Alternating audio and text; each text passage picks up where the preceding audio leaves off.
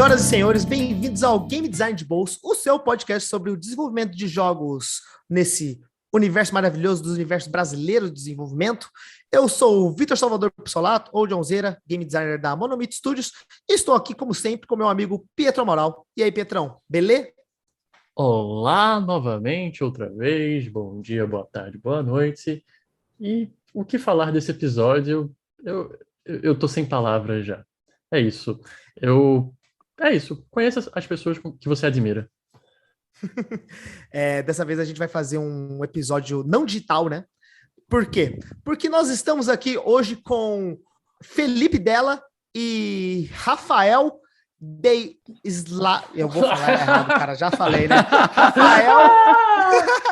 Porra, bom nome eu te ajudo. Vamos lá. Deiswald. Boa. Estamos com esses dois incríveis homens que temos aqui, grandes desenvolvedores. Bom, eu queria que vocês falassem primeiro quem são vocês, antes da gente começar a pagar um pau. Vai, conta aí pra gente quem você é. Vai lá dela, tu que é mais jovem. Em a ordem de Chamada. idade. Não, na verdade, ele só se aproveita porque ele é meu chefe e ele pode mandar eu fazer as coisas. Olá, todo mundo que está ouvindo esse podcast maravilhoso. Eu sou o Felipe Della Corte. Trabalhei muitos anos como analista de games, né, para muitas revistas eletrônicas e impressas. Já me arvorei aí como apresentador em canais de YouTube, canal de TV aberta, em programas especializados em videogames. Larguei essa vida para trabalhar com o meu grande amor, coisa que eu mais amo na minha vida, que são os jogos de mesa. Mas como eu sou um viciado maldito, eu tenho um canal novo, né, de board games no YouTube. Então...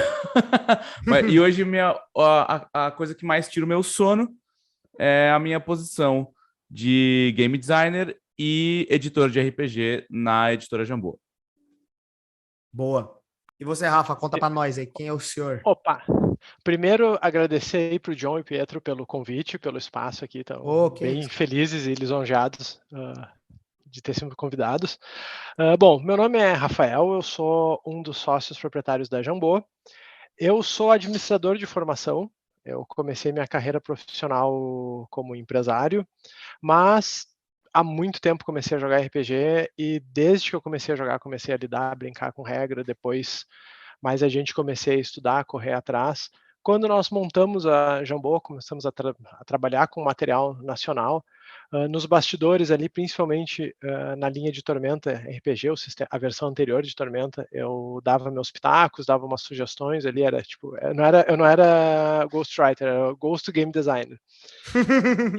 Ótima profissão. E com o Tormenta 20 eu dei um passo mais sério na carreira, né? Também sou tradutor, trabalho com outros jogos, tanto digitais como analógicos, principalmente na área de tradução, mas alguma coisa de redação também. E meio que nem o dela, eu fui explorando caminhos dentro dessa carreira de produção de conteúdo voltado a jogos. E está sendo uma viagem muito divertida, muito interessante e bastante gratificante. Muito massa.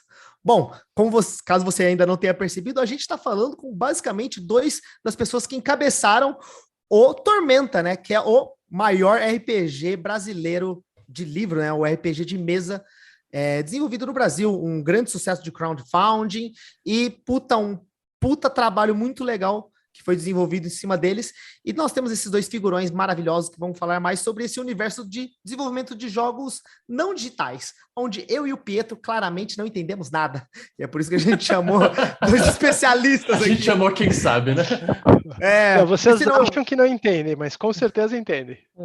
Bom, vai ter que descobrir. Você vai ver que até o final eu vou responder para você se eu entendo alguma coisa mesmo ou não. Mas hoje provavelmente eu vou aprender alguma coisa. Bom, gente, eu acho que, dadas as apresentações, muito obrigado novamente por terem participado aqui do nosso podcast. Eu acho que vai ser um papo muito massa. E já vamos começar com as perguntinhas. Pietro, quer puxar a primeira aí? Sim. Galera, eu acho que tem várias perguntas que a gente pode entrar, a gente pode falar do Tormenta, de toda a experiência de vocês, mas eu queria começar com uma pergunta que é qual é o primeiro passo? Se eu quisesse começar um RPG um RPG de mesa, o que é que eu preciso saber? O que é que Pietro precisa estudar? O que é que ele precisa conhecer? A gente fala muito aqui, quando está construindo jogos de console, mobile, de falar dos pilares do RPG, do nosso jogo, né? Isso é importante para vocês? Então, quais são os primeiros passos no momento que você está desenhando aquele RPG? Eu acho que eu e dela talvez tenhamos abordagens um pouquinho diferentes. Eu vou dar a minha resposta e vou ver se ele concorda ou diverge. Por que a gente pode ter opiniões diferentes? Porque o RPG ele é um pouquinho diferente de outros jogos. Em alguns aspectos ele é igual a qualquer outro jogo, em outros ele é um pouquinho diferente pela combinação única da narrativa, do papel que a narrativa exerce dentro do jogo. Mas eu diria assim que o marco zero para desenvolver um RPG é definir que histórias querem ser contadas por esse RPG. Que cenário, que gênero, o que esse RPG vai emular. Porque o RPG ele não é um simulador de uma realidade, ele é um simulador de uma forma narrativa, de um gênero. Então, eu vou pensar que histórias eu quero que sejam contadas, onde essas histórias vão ser contadas. A partir daí eu posso trabalhar com regras e cenários para desenvolver esse RPG. Bela, por onde tu começa? Eu tenho uma abordagem muito gameística do RPG, né? Eu sou rechaçado por algumas vertentes aí de RPG, de criadores de RPG. Um dos meus grandes companheiros criativos dos últimos anos, que é o Mestre Pedroca, né? O Pedro Coimbra. Ele é diretor de teatro. Sim. E a gente entra em discussões imensas. E eu cutuco ele várias vezes, que ele tem esse viés muito narrativista, né? Muito narrativo, muito voltado à história, orientado à interpretação. E eu fico falando para ele, falo assim, Pedro, é role-playing game, sabe? Tipo, tá... a principal coisa é jogo. Precisa ser jogo. É um jogo de roleplay. Não é um exercício de teatro. E ele fica fudido comigo, porque eu estudei teatro, né? Eu sou formado em teatro. E aí ele fala, cara, você é tipo um traidor, assim, sabe? Você tem um DRT de ator e você fala que atuar não é importante. Eu falo, cara, eu não falei que é importante, eu só disse que o importante é a regra. Porque sem regra... Não coloca palavra nas bocas, né? Não, assim, a verdade é essa, né? Existe todo um movimento totalmente legítimo, que é totalmente... não vou dizer que ele é incorreto, não tem como dizer que ele está errado, tá?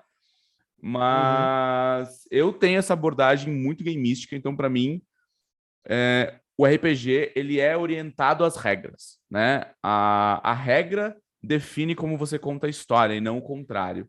Um dos meus designers favoritos, que é o Monte Cook, ele tem um blog muito legal sobre design de RPG em geral, né? E eu acho que foi ele que disse uma parada que ele fala assim, o seu jogo de RPG, ele só é sobre alguma coisa se existe regra para aquilo. Então, o seu jogo só é sobre pessoas que vivem num mundo melancólico porque elas são possuídas por entidades das trevas, se você tem regras para a possessão de entidades das trevas. Sabe? Então, assim, o seu jogo ele só tem espaço para ele ser algo se alguma coisa nas regras diz para o jogador o que ele tem que fazer e o que ele pode ser, sabe? Então, eu geralmente começo um RPG, a primeira coisa que eu começo um RPG é assim, o que eu quero que o jogador faça no meu mundo? E a partir disso, qual é o meu core design, que as minhas regras vão entregar para ele funções para que o que ele faz no meu mundo aconteça. É muito interessante você falar isso, porque olhando para o universo do desenvolvimento de jogos, digamos, digitais no geral, a gente tem também, de certo modo, esses dois olhares, né? O Pedro talvez vai saber falar a nomenclatura mais exata, mas a ideia maior que, existe esses game designers que é mais focado, que primeiro cria a narrativa, e depois as mecânicas vêm para suprir o que você quer com a narrativa, e o contrário, né? Tem game designer que pensam primeiro na mecânica, como vai ser o jogo? O jogo vai funcionar o cara vai ter uma espada que ataca e tudo mais, e depois eu crio a narrativa do herói, por exemplo, sabe? E é legal que você comenta que existem essas duas abordagens do mesmo jeito, né? A primeira analogia eu acho que não tem jeito errado, assim. Eu acho que o único jeito errado de fazer Exato. RPG é se você deixa o jogador muito perdido, você deixa muito na mão dele, sabe? Ah, pode fazer o que você quiser. Poxa, mas eu não quero fazer o que eu quiser, eu quero jogar um jogo, sabe? Aí não preciso, teoricamente, do RPG se realmente eu não tenho nada para me dar um suporte, sei lá. Mas esse é um ponto importante. Primeiro, só respondendo o que o John falou, né? Ele comentou da mercadologia, narratologia e ludologia. Então, John, essas eram as palavras que você queria. Muito obrigado, eu nunca lembro. Mas eu acho que o dela trouxe um ponto legal. O RPG, ele não é para deixar o jogador, não é toma aí e faz qualquer coisa, né? Tipo, simplesmente cria isso daí. Mas tem muitos sistemas que tentam fazer isso até, né? O sistema D20 ele foi utilizado para inúmeras coisas. Mas até mesmo nesse cenário, eu acho que essa é a minha próxima pergunta, né? Até mesmo nesse cenário, você precisa entender o quão longe o seu jogador pode ir naquela sua mesa, naquele seu sistema. Tipo, cara, beleza, eu estou criando um sistema que permite ele explorar. Mas se eu permitir muito, vai ter algumas falhas em algumas outras coisas. Mas se eu travar muito, for realista demais, eu vou ter que usar números malucos. Então, como é isso de você dar uma liberdade, né? Porque quem está jogando RPG quer ter liberdade, quer criar seu personagem, quer viver aquele mundo, mas também ter essas restrições. Eu acho que, assim, a grande questão do RPG é que, via de regra, as regras do jogo existem para traduzir a realidade daquele universo. Então, se tu tem um elemento do jogo que ele pode ser usado pelo jogador para a construção do personagem, como um equipamento, uma profissão, enfim, uma característica do personagem, se ela não tiver um equivalente em regra, ela fica vazia. No RPG, a narrativa sem regra, ela não se sustenta em termos de criação de personagem, e uma regra que não represente um elemento legal também não vai ser interessante. Essa regra é legal, mas ela representa uma característica do cenário que não interessa aos jogadores, não é atrativa. Então, tem que ter esse casamento, né? Como se a regra fosse o esqueleto e a narrativa fosse a carne, e o resultante tem que ser uma criatura, um personagem legal. O que acontece? A liberdade que o cenário dá para o jogador, ela tem que ser compatível com a proposta do cenário. Então, se eu tiver um cenário extremamente específico, eu tenho um cenário histórico da Primeira Guerra Mundial. Esse cenário ele já vai limitar muito as opções de personagem dentro daquele gênero, comparado a um cenário de alta fantasia, digamos. E dentro desse gênero, as regras têm que permitir que o jogador crie os arquétipos daquele sistema, daquele cenário, né? Se tem um cenário muito aberto, muito amplo, e tu dá muita ferramenta para o jogador, tu tem que saber que ele vai vir com coisas que podem ser narrativamente conflitantes com a história, que daí é a questão da narrativa, e que ele pode ser, e aqui acho mais a questão game design em termos de game, pode quebrar o sistema matematicamente. Pode ter um personagem que seja muito poderoso, ou que... Sim. Muito mais forte que o resto todo, né? Exatamente. E no RPG, a relação de equilíbrio de sistema é um pouquinho diferente de outras coisas, por não ser um jogo competitivo, mas a gente pode abordar isso mais adiante. Então, sim. Na hora de desenvolver o sistema, essa liberdade ela tem que ser pensada com responsabilidade, e, de certa forma, o principal adulto responsável tem que ser o desenvolvedor. O jogador não tem a obrigação de se preocupar com se está equilibrado ou não, ele vai fazer as coisas que ele achar divertido, né? Então, quem tem que dá as ferramentas de uma forma que não vai dar um acidente é quem está desenvolvendo. Eu acho que uma preocupação genuína que a gente tem é que o RPG ele não tem limitantes claros. Eu tô procurando algum maluco que queira ser meu orientador de mestrado, porque desde 2019 eu tô com uma vontade de fazer um mestrado, que o título do meu mestrado é balanceamento de regras dentro de sistemas não herméticos, que é tipo um sistema como o RPG, ele não tem a hermeticidade de um software, né? Você não tem como colocar uma barreira invisível para falar, tipo, é uma parede, né? Este murinho, esta cerquinha de madeira é intransponível. e fim. E ela define o fim dessa fase, sabe?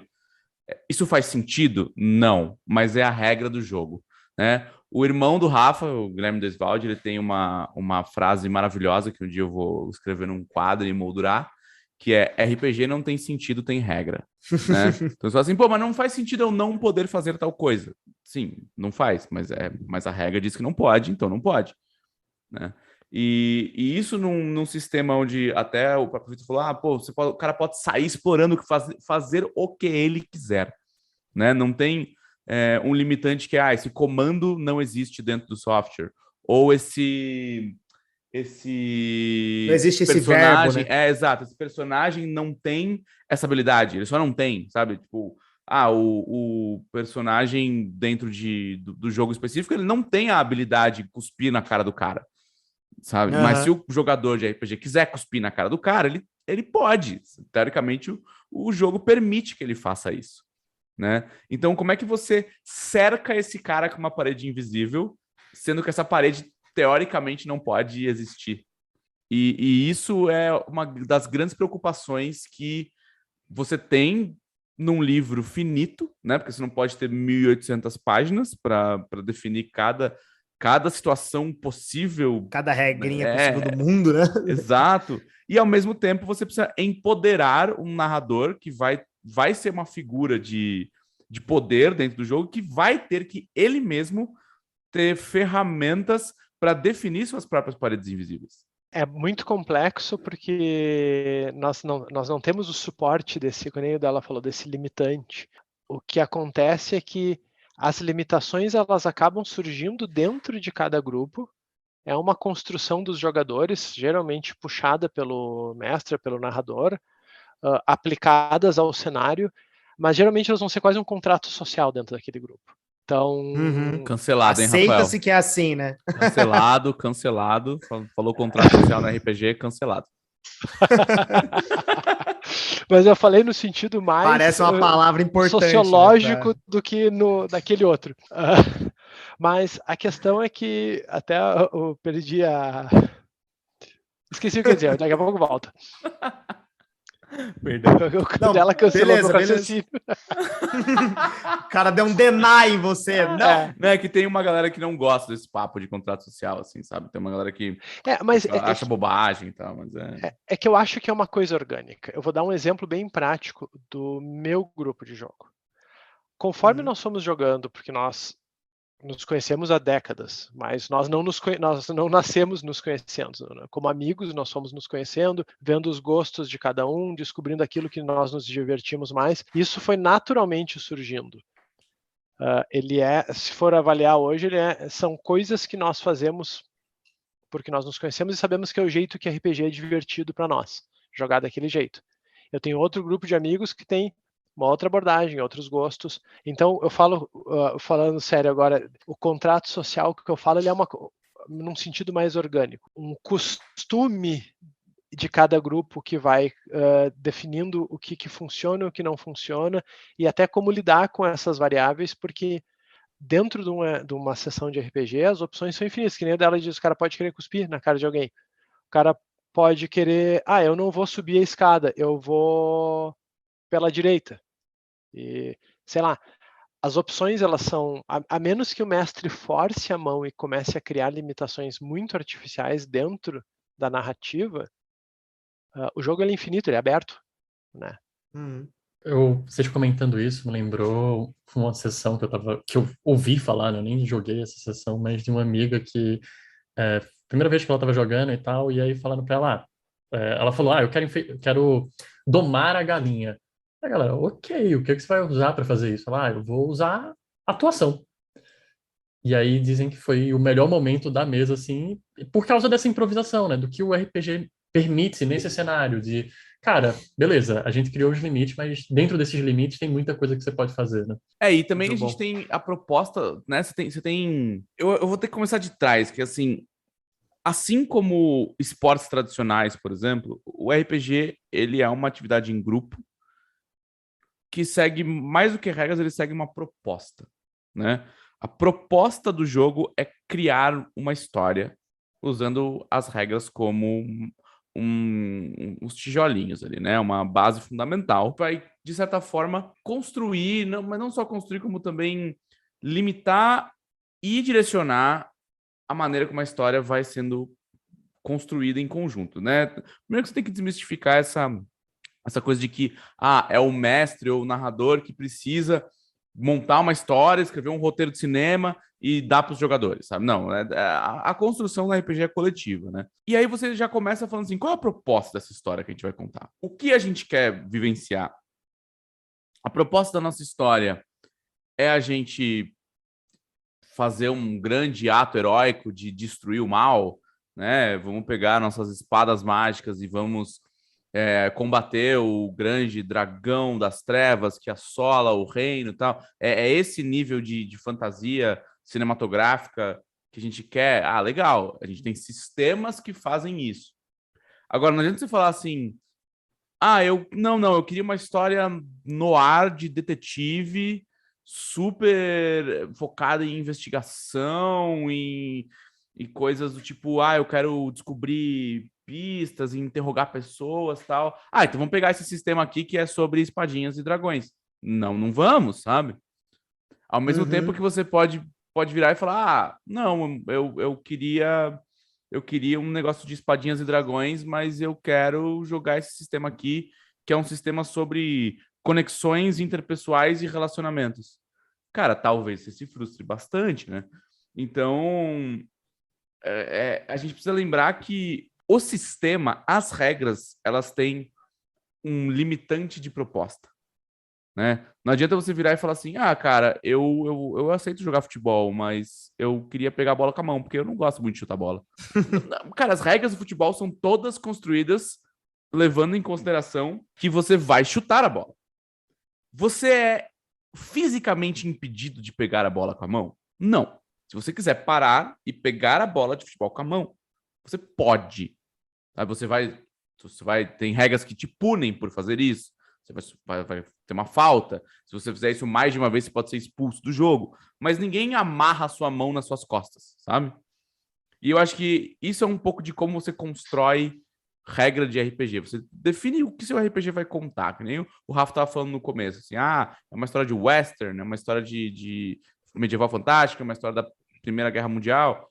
Você define o que você vai contar e você usa as regras como limitantes para que as pessoas não possam fugir muito disso. Mas, ao mesmo tempo, você tem que educar o seu jogador que aquele seu cenário, né? Aquele seu sistema, né? Ele é feito, pensado em construir narrativas daquela forma. E que se o cara tentar forçar uma narrativa muito diferente da proposta pelo sistema, o sistema não vai cobrir o que ele precisa ser coberto. Não vai resolver, né? Exato. Eu tenho uma historinha interessante, acho eu interessante sobre isso, que é da própria história do RPG no Brasil, né? E como o mercado amadureceu tanto em termos de produção quanto do próprio uso dos jogadores. O primeiro sistema de RPG comercial no Brasil foi o GURPS, publicado na época pela Devir, o primeiro RPG que saiu em português. E a proposta do GURPS é, no seu nível mais básico, simular a realidade de uma forma próxima da realidade, e a partir disso o narrador pode extrapolar para coisas mais ou menos fantásticas, de acordo com a pontuação e com o gênero. Mas as regras básicas são bem... que nem o pessoal da área digital diz, a física do universo dentro de GURPS é muito próxima da realidade. Sim, emula. Emula. E logo depois chegou no Brasil, já existia um pouco em inglês, muita gente trazia Dungeons & Dragons, e depois Abril lançou. E Dungeons & Dragons é o oposto, é um sistema que emula fantasia heróica, com magia, dragão, tu cai simulador de 5 andares e não morre. É simulador de espadinha. E existia muito conflito entre os jogadores, e nas revistas, e eu nem me lembro se tinha internet. Eles davam um jeito de brigar, com certeza. E a briga era sobre o que era mais realista. E a expressão era exatamente essa: qual sistema era mais realista? O sistema que for... E outros sistemas acabavam entrando na discussão conforme eles saíam no mercado, e o sistema que fosse menos realista perdia a discussão. Porque existia uma concepção, eu não sei se isso era assim nos Estados Unidos, mas no Brasil, pelo menos em termos de mercado, nas primeiras gerações de jogadores e até do pessoal que trabalhava com RPG, existia essa concepção de que RPG tinha que emular a realidade, ele era um simulador de realidade. E eu acho que o mercado amadureceu muito quando começou a se perceber que a proposta de cada livro de RPG, cada sistema de RPG, vai ser simular um gênero narrativo. Com as suas idiosincrasias, com seus tropos, com as suas irrealidades ou não. Então, se eu vou simular um cenário de ficção científica, as naves vão fazer barulho no vácuo, porque é mais legal com barulho no vácuo, e assim vai.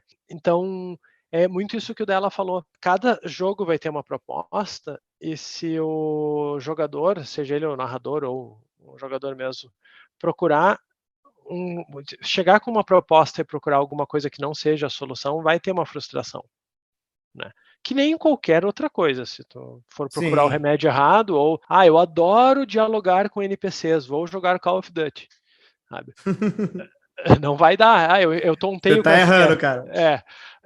Isso acho que é uma coisa muito importante, porque hoje em dia ainda existe esse conceito de que RPG é um grande gênero, um tipo de jogo muito unificado, né? E são tão variados os produtos de RPG, os sistemas de RPG, quanto as formas de jogar RPG. Vocês falaram bastante coisa, né? Mas uma coisa bem interessante sobre o RPG, esse lance da narrativa e de alguns sistemas permitirem algumas coisas, outros não permitirem tantas coisas, sistemas mais abertos permitem vários, né? E aí a minha dúvida é necessário você entender de narrativa para criar um sistema de RPG? Então é necessário saber o que é que meus jogadores podem esperar daquele sistema? E vocês, especificamente, né? Vocês criaram um RPG que ele tinha toda uma história por trás de anos, né? Bastante anos. 20. E como vocês utilizam esse cenário para poder... Cara, a gente entende o que tem no nosso cenário, a gente entende o que o público espera. Como é que vocês criam um sistema voltado para um cenário também? Bom, essa pergunta é muito boa e é bem complexa porque não tem uma fórmula exata, assim. Eu acho que primeiro tem que conhecer um pouco de cada, ou conhecer bastante cada um dos aspectos. Porque quando a gente fala em narrativa no RPG, a gente tem dois lados. Tem o cenário e as histórias que estão acontecendo nesse cenário, que geralmente elas vão servir de pano de fundo para criar problemas para os jogadores resolverem. E a forma como os jogadores vão se divertir contando histórias nesse cenário. Então, é quase como tu contar um monte de história até a metade e não terminar, porque os jogadores vão terminar essas histórias numa versão muito resumida, mas elas têm que ser histórias interessantes, histórias que sejam instigantes, que os jogadores queiram concluir, né?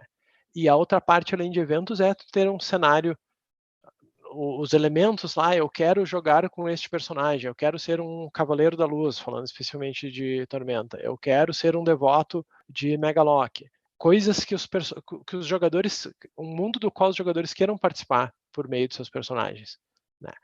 E acho que isso é o que acaba atraindo mais em termos de cenário, em termos de RPG, né? Se nós formos ver hoje em dia, a maioria dos sistemas de RPG bem-sucedidos, eles são firmemente ancorados em um cenário bem construído, bem profundo, bem detalhado, e são regras divertidas, mas é o casamento que funciona, né? Respondendo objetivamente, sim, eu acho que para quem desenvolve RPG, conhecer a narrativa, porque a regra ela vai representar uma narrativa, então tu tem que saber tu tem que conhecer o que tu quer representar, né? Eu vou contar alguma coisa através dos números, mas o que eu vou contar? Se eu não conheço esse aspecto do jogo, fica mais difícil transferir isso para a regra. Eu acho que tem uma quebra no design especificamente de RPG, que assim, em outros modos, né, em outras plataformas, eu diria como videogame, como o próprio jogo de tabuleiro mesmo, quando a gente está falando sobre tabuleiro, né? Já falando de jogos, mesmo jogos ultra complexos, tipo, mesmo um Brass Birmingham, assim, que é, mano, um jogo sobre o começo da Revolução Industrial, sabe? Uhum. Você consegue ser só um dev, assim, né? Tipo, você consegue só lidar com regras e essas regras existirem no vácuo sem grandes problemas. Quando você está falando de roleplay, quando você está falando de RPG, nenhuma regra tua vai existir no vácuo. E nenhuma regra tua pode ser analisada no vácuo. Ela sempre vai estar sob a ótica do que é, como o Rafa falou, do que esta regra representa no processo narrativo. Então, hoje, né, quando a gente tem uma parada muito mais complexa nesse mercado de RPG, se você realmente quer ser um designer de RPG, né, eu sou um game designer focado em RPG, você precisa estudar um pouco de narrativa, você precisa saber aspectos técnicos de construção narrativa, você precisa consumir muita narrativa de outras mídias, você precisa consumir aspectos técnicos de narrativa de cinema, de narrativa de teatro, você precisa ter aquela mínima noção de como se constrói tecnicamente uma história, para você conseguir compreender de que forma você vai desenhar suas regras para que elas acompanhem essa teoria. O Della falou uma coisa bem interessante, eu me lembrei na hora de alguns exemplos de game design, de playtest principalmente. Isso é uma coisa que a gente vê bem na etapa de playtest. Eu posso, hipoteticamente, criar um jogo de tabuleiro sem nenhuma narrativa num estágio inicial, só uma estrutura de regras, e eu posso testar essas regras sem que aquelas cartas ou peças representem, como ele diz dela, no vácuo. Essa peça representa o personagem. O que ele é? Um guerreiro, um dragão? Não, é um personagem. Essa carta aqui, ela dá mais 2 e menos 30. Estou chutando umas coisas aqui. Porque eu posso, depois que eu tiver uma estrutura matemática que crie um jogo, no sentido de jogo mesmo, de jogar, que seja interessante, instigante, eu posso derramar uma narrativa por cima e que, se ela casar bem, funcionou, desde que o jogo matematicamente funcione. E isso eu estou falando não é nenhum demérito ao processo de criação de jogo de tabuleiro, nem nada. São processos diferentes, então vão ter etapas diferentes. Quando a gente vai fazer um playtest de RPG, eu não posso dizer esta é a classe, ela representa X. Ela tem que representar algo já naquele cenário. Isso é um guerreiro, isso é um mago, porque a funcionalidade mecânica dela está atrelada ao que ela vai representar. Então, quando eu vou testar, por exemplo, um paladino, não adianta só os ataques dele estarem equilibrados com a sua defesa, etc. O ataque dele tem que efetivamente representar um guerreiro sagrado. O poder especial dele tem que representar uma montaria. Tem que abraçar a narrativa, né? Totalmente. As ações, exatamente. Né? O ataque à distância do mago tem que representar a magia. Então não tem como fazer essa construção mecânica desassociada do aspecto narrativo do jogo. Que é uma coisa que, claro, por exemplo, quando a gente vai ver em jogo digital, eu acredito que o processo seja um pouco mais próximo, porque a gente também tem o elemento de programação. Tu não vai programar... Quando tu já está programando tudo junto, tu não vai gastar tempo programando um esqueleto para depois botar. Aí, por uma questão de processo e custo, me parece que vai ser um pouco mais próximo. Mas eu já vi playtest de outros jogos, principalmente analógicos, e tu pode ir até o final do desenvolvimento de regras sem saber o que aquela peça representa. É só um pin, né? Não, e eu já vi muito jogo que trocou, né? Jogos que, assim, nasceu com a ideia de ser um jogo de batalha de aviões, e de repente virou um jogo de batalhas de cavaleiros montados em dragões, mas isso não mexeu absolutamente nada na parte mecânica do jogo. O War Guerra nas Estrelas, quem é que lembra? Sim. O War Guerra nas Estrelas era o mapa do War básico invertido 2 vezes, troca os aviões por nave, só mudou a skin, mas matematicamente era o mesmo jogo, inclusive com as disposições do tabuleiro e das peças. Aquilo ali era só mudou a skin e isso mesmo. Não faz o... E de um jogo de guerra na Terra... Isso não faz o jogo bom ou ruim, assim, jogos incríveis, assim, incrivelmente premiados. Tipo, Azul. Azul é um jogo de tabuleiro que pegou de assalto todo mundo em 2019. Assim, o bagulho ganhou todos os prêmios internacionais. E é basicamente um tic-tac-toe expandido, né? Azul é um jogo que você compra pecinhas do meio do tabuleiro e vai montando um mosaico com essas pecinhas. E quem montar o mosaico melhor faz mais pontos. E depois disso, e assim, ele tem uma temática ali, ele é um euro, né? Então ele não é um jogo super temático, mas ele tem uma temática leve ali de de vitrais de azulejos portugueses. Então, todas as pecinhas são azulejinhos portugueses e tal, com aquelas, né, aquelas figuras tradicionais de azulejos, né? De louça, né? Exato. E aí você, assim, é uma linha, né? Você é um artista montando um vitral com esses azulejos. Isso não diz nada, assim. O que você realmente tem que fazer no jogo é pegar pecinhas das cores específicas e arranjar elas no teu board para fazer mais pontos. Podia ser cristais numa terra mágica, sabe? E o próprio Azul depois lançou umas expansões e umas versões diferentes, que a gente mudou as pecinhas quadradas por losangos e agora são os vitrais da Catedral de São Petersburgo. É tipo, a expansão vitrais. Isso não é demérito, isso não é demérito nenhum da versão do jogo. Isso é só uma... O jogo é tão bom quanto. Exato, e o jogo é incrível, é um baita jogaço. Não sei o que eu tô falando, não. O que tá falando são a galera da Essen, sabe? É uma outra parada, assim. São, tipo, pessoas que sabem muito mais do que eu. Só que, assim, tem essa particularidade do jogo de tabuleiro. Se ele não é ultra orientado a uma história, como é um Gloomhaven da vida, por exemplo, ele pode... O core loop dele, toda o core mechanic dele, tipo, não é alterado pela narrativa que ele está representando. Né? E o RPG, como ela falou, é o total contrário. Você precisa ter um nível de domínio da narrativa para orientar o seu design de regra. O jogador tem que ter visualizado desde o início na cabeça dele o cenário, pelo menos, né? Para aí sim ele conseguir colocar esses elementos que ele quer. Né? Ele precisa se sentir representado, né? Ele precisa sentir que ele está jogando com um bárbaro, ele está jogando com um cavaleiro armadurado. E é por isso que os números têm que traduzir isso, né? Sim. Até porque na execução do jogo, na hora que o jogador vai efetivamente jogar, porque a gente chama RPG de jogo porque em inglês é game, mas game também é brincadeira, então a gente tem essa zona cinza entre... mas quando a gente diz, qual é o objetivo do RPG? Se divertir.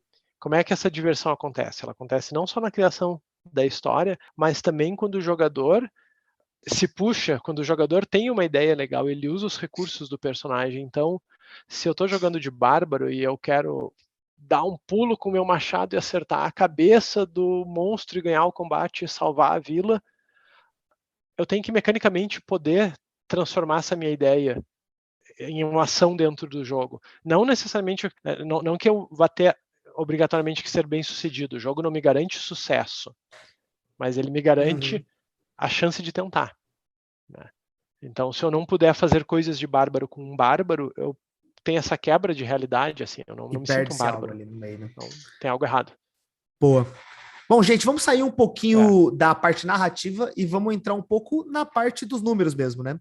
A gente está falando um pouco, pincelando um pouco neles, mas eu queria saber mais como é que é o processo de vocês para se organizar, para criar o balance de um sistema. Como vocês fazem para fazer com que as coisas estejam se conversando e até para como vocês testam isso para saber se isso está balanceado de um jeito que vocês querem ou não, dado que vocês não têm tão facilmente as métricas para puxar essas informações. Eu acho que lá no início da nossa conversa eu tinha falado que a relação de RPG com o balanceamento é um pouquinho diferente.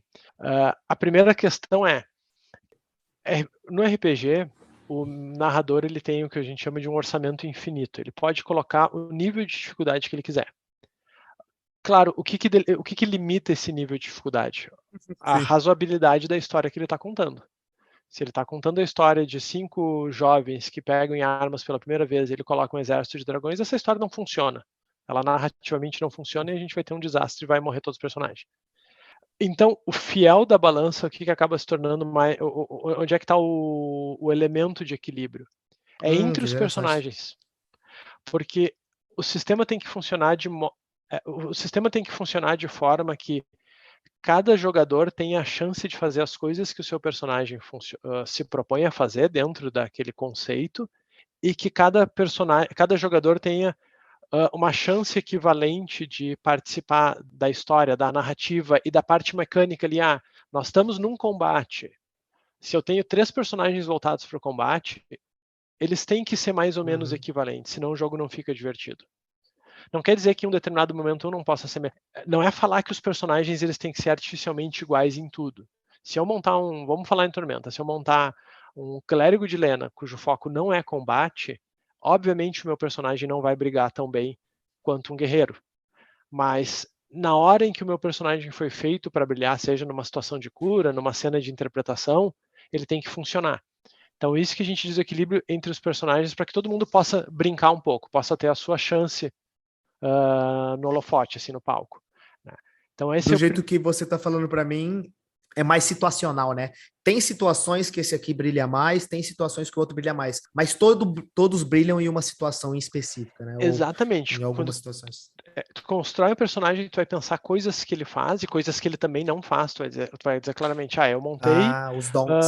Eu montei um guerreiro, eu não uso magia, eu não vou ter relação com magia, e então na hora que a coisa for ligada à magia, provavelmente eu não vou ser tão atuante. Um exemplo bem simplificado, né? Então, Perfeito. Esse é o nosso primeiro elemento de equilíbrio. O segundo elemento porque existe também uma comparação. Quando nós criamos os monstros, os antagonistas do jogo, eles têm métricas para determinados níveis. Então, se eu digo que este urso ele é um desafio para personagens de nível 2, ele tem que ser um desafio para personagens de nível 2. Se no nível 2 os personagens estiverem matando esse urso muito fácil, eu vou dar um exemplo bem simples. Se no nível 2 um personagem matar o urso muito fácil e ninguém fazer nada, o problema é com as regras daquele personagem. Se no nível 2 todos os personagens matarem o urso muito rápido, provavelmente o problema é no urso. Legal, é um bom jeito de analisar. Interessante. E também tem aquelas coisas que às vezes uma pessoa carrega, um jogador ele carrega a expectativa de jogo de um sistema para o outro, né? A gente tem que lidar muito com isso. Isso aconteceu dos nossos sistemas da casa, né? Muitos jogadores vêm de 8, 9 anos de Tormenta RPG e caíram no T20 pela primeira vez. A maioria das mesas sofreu um baque, assim, porque a gente subiu um pouco a barra de dificuldade no T20. Isso não é segredo, a gente falou sobre isso muito. Porque a gente quer focar que, assim, menos coisas acontecem numa aventura, mas elas são muito importantes. São mais marcantes. Exato. Esses são desafios maiores, né? E aí o pessoal estava acostumado do tipo, eu vou lutar contra o monstro, vou pra cara do monstro, vou bater nele. E a maioria dos monstros, ele é feito para atingir os jogadores nos pontos fortes deles. Né? Então, assim, a gente sabe que tem classes, tipo o guerreiro, o paladino, o cavaleiro, o bárbaro, que vão bater de frente com esse monstro. E este monstro em específico é um monstro que o que ele faz é bater. Ele anda e bate. A gente brincou muito com o esqueleto, né? Que o esqueleto... A gente puxou mais o esqueleto para aqueles filmes de aventura dos anos 60, assim, que um esqueleto levantado de um guerreiro que está com armaduras e armas, ele é muito perigoso, né? É muito forte. E a imagem que normalmente se tem do esqueleto é o bichinho fraco, né? Digamos assim. E muitos videogames é o bichinho que você vai varrer ele. É o primeiro, né? Sim. E aí a galera falou, pô, mas o bicho é muito forte, o ataque dele supera a armadura do meu guerreiro. Se for um mago, então eu vou transformar o cara em papel, cara. Tipo, eu vou ser esmigalhado. Sim, você vai, porque você é um mago. Não é pra você estar na cara dele. Então, tipo, sei lá, é o WoW, por exemplo. Não sei se vocês jogaram World of Warcraft. Provavelmente sim. Mas assim, tinha certas classes que você podia pular no meio de 3 bichos, apertar 4, 5 botão e tava tudo certo. Você demorava pra matar eles, mas você ficava ali, tomando porrada, tranquilão, usando habilidades de defesa, de cura, de não sei o quê. Tinha outras classes que se você tinha que ficar de super longe, e se um bicho pegar em você, é 2 tapas. Não, coitado do meu Undead de gelo, que tinha que ficar summonando o bichinho, porque senão não ia tancar nada lá, né? Não vai ter, e não é para isso, né? Então você tem esse comprometimento das classes. E é para ser um desafio para o guerreiro, né? Esse é o grande problema. Assim, os números que o guerreiro consegue atingir não podem superar esse desafio muito fácil. Ele tem que sentir que ele está brigando com um bicho poderoso. Uma outra coisa interessante até ver, como vocês já deram alguns exemplos de videogame, o RPG ele teve uma trajetória. Ele surgiu como jogo, a partir do gênero dele surgiram coisas de videogame que foram criando a sua própria identidade, a sua própria forma como jogo, e hoje a gente tem pessoas que começaram a jogar no videogame, eu digo videogame, computador, enfim, jogos digitais, e estão vindo para o RPG e eles trazem uma bagagem, uma cultura que vem desse digital. Então, a gente vê coisas, por exemplo, quando eu comecei a jogar RPG, ninguém montaria um personagem dizendo que ele é DPS, que ele é tanque, com esses papéis de combate. É a nomenclatura, né? Porque até a nomenclatura. E isso acaba impactando no equilíbrio, na questão de balanceamento porque às vezes os jogadores vêm com essa bagagem de jogos em que o combate ele é fundamental ou ele é o fiel da balança, e a gente precisa trabalhar com um jogo em que nem sempre vai ser só combate, ou se vai ser, que nem eu falei o exemplo do Clérigo de Lena, né? Então o leque de métricas acaba ampliando bastante. A gente não fica só naquela coisa do combate, tem que equilibrar mais fatores. Não, e as cenas não acontecem na sala de treino dos X-Men, sabe? É um grande quadrado, um grande cubo branco vazio, onde você tem que trocar soco com o monstro e até ele morrer e pronto. E jogar dado, jogar dado, jogar dado. E o próprio Guilherme falou outro dia que falou assim, pô, mas esse esqueleto é muito forte e tal, ele bate muito forte, ele arranca muito dano. Ele falou, sim, mas ele anda e bate. Essas são as duas habilidades dele. Ele anda e bate. E os jogadores podem se esconder, correr dele, ficar invisíveis, montar uma armadilha, abrir um buraco no chão para ele cair, subir numa árvore. Cuspir na cara dele. Pode fazer Exato. Então, assim, tem muitas coisas que você pode. Eu quero falar assim, tem um balde em algum lugar? Sim. Pô, eu quero fazer um teste para me esgueirar atrás dele e enfiar o balde na cabeça dele para ele parar de ver. Muito Num bom, videogame você não pode fazer isso, sabe? Mas aí você tem lá aqui, pô, o teste de percepção do esqueleto é super baixo. O teste dele para a inteligência dele é super baixa. Ele não vai saber o que fazer se enfiar um balde na cabeça dele. Sabe? Então, assim, você tem essas múltiplas variáveis que você pode abordar o mesmo problema teoricamente, de infinitas formas.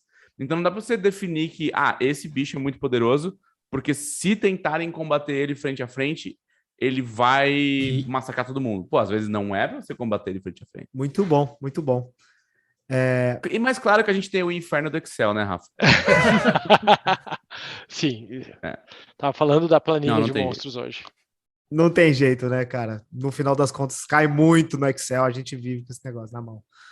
Mas eu acho interessante, vocês trouxeram 2 pontos, né? E um deles foi, eu acho que bate no...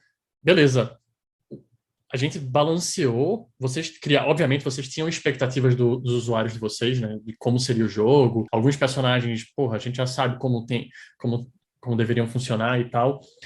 Mas o RPG também, o mestre ele pode balancear ali no momento, mesmo que não seja mudando as regras, mas mudando o comportamento, né? De tipo, cara, tô dando um esqueleto pra luta.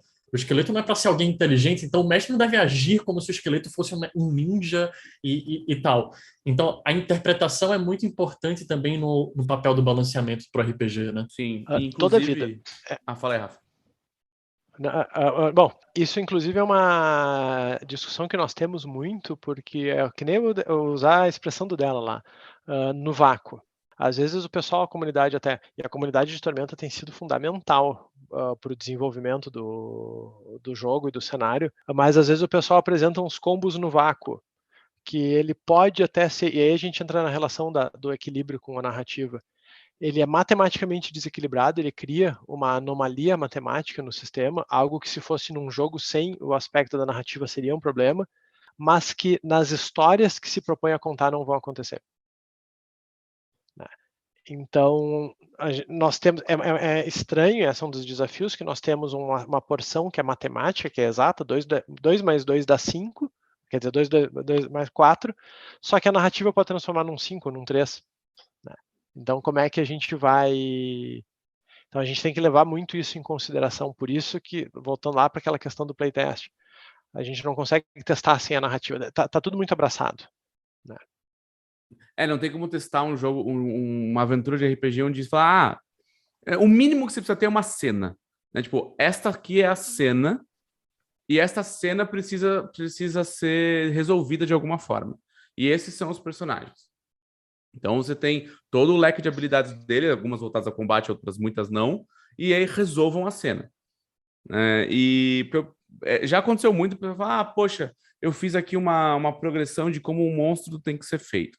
Tipo assim, essa progressão ela não é inválida, que a gente também leva isso em consideração. Quanto de vida, em média, um monstro precisa ter para ele ser um desafio para um grupo de 4 personagens de nível 4? E aí você começa aquelas coisas assim, quais personagens? Porque se é um grupo de 4 guerreiros, todos eles voltados a encher o monstro de porrada, esse monstro vai durar 2 rodadas.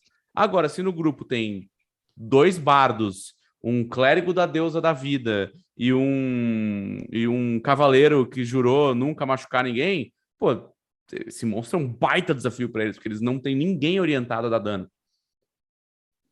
Então, as variáveis são multiplicadas o tempo inteiro. A gente pegar um exemplo que tangencia, que é o jogo de videogame, o Temple of Elemental Evil. É um jogo antigo de AD&D. Tu montava todo o grupo de personagem. Tinha um desafio na internet que era terminar o jogo com 4 Halflings bardos. Que caraca, boa sorte. Com essa combinação o jogo ficava muito difícil, porque o jogo tinha sido pensado para algumas combinações de habilidades. Né? Então é o que o dela falou, se eu colocar um monstro X para um grupo e para outro grupo, né? Então o RPG, em última instância, um sistema de RPG ele é um conjunto de ferramentas com diretrizes de uso, mas quem vai cozinhar aquilo ali vai ser o narrador. E ainda tem a aleatoriedade, né, Rafa? Tem a aleatoriedade, sim. A gente tem uma planilha do tipo assim, eu tenho uma planilha com o dano por rodada, né, o DPR, da maioria das magias.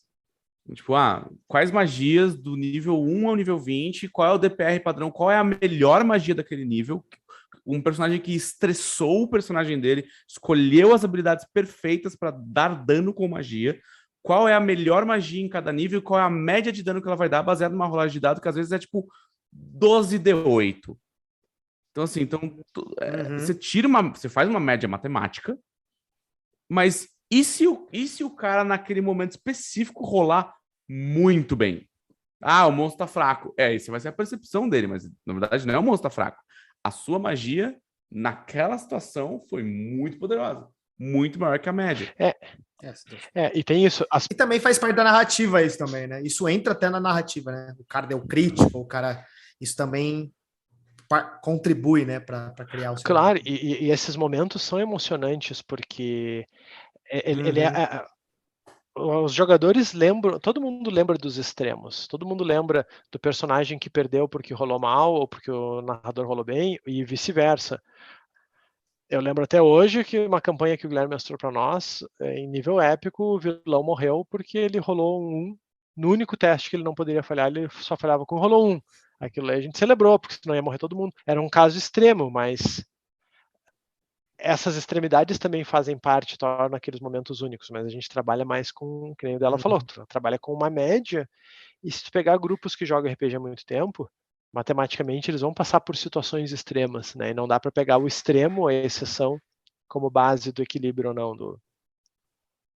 Uma vez eu mestrei um combate de Tormenta que os 6 ataques em sequência do vilão foram 20 natural e ele matou o personagem numa anomalia matemática. Calculei a probabilidade de rolar 6/20 em sequência num D20. Mas é uma vez em 20 anos. Tipo, não vou basear o sistema. Eu acho que você devia ter jogado na loto, na verdade.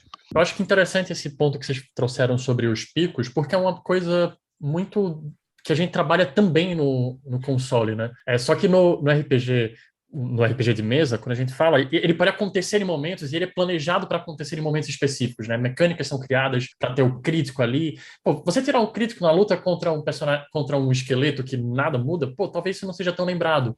Mas botar isso contra, sei lá, o Mestre Arsenal, hoje que sendo o Deus da Guerra, cara, ia ser incrível. Cara, você ter essa luta nesse nível ia ser incrível.